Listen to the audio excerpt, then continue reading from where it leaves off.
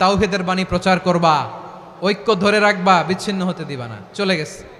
এইদিকে বনি ইসরাইলের এক দুষ্ট লোক ছিল, নাম সামিরি। কি নাম? সামিরি।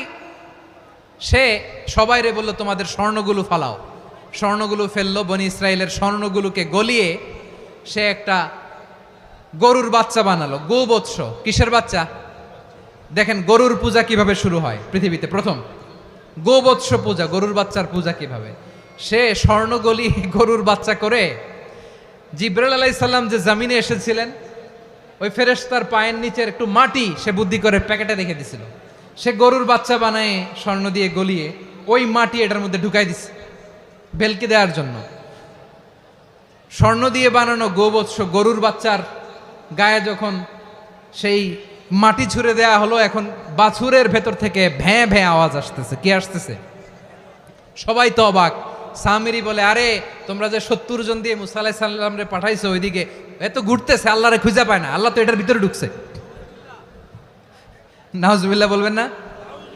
তোমরা যে 70 জন দিয়ে পাঠাইলা, 70 জন নিয়ে মুসা আলাইহিস সালাম খালি ঘুরতেছে, আল্লাহরে পায় না।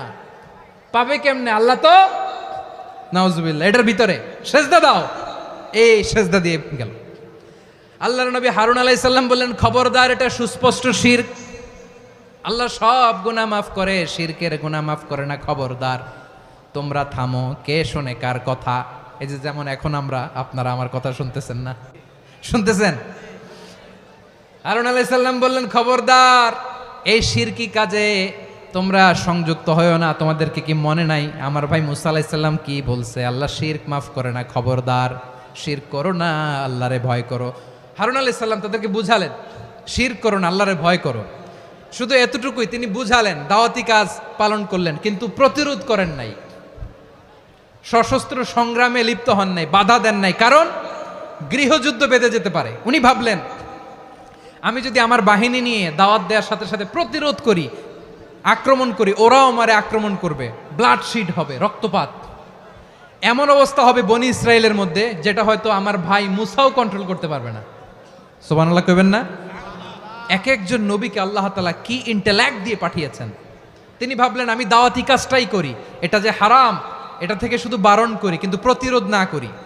আমি যদি ঐক্য ধরে রাখতে পারি, বাকিটা আমার ভাই সামলে নেবে। সুবহানাল্লাহ। হারুন আলাইহিস সালাম প্রতিরোধ করলেন না।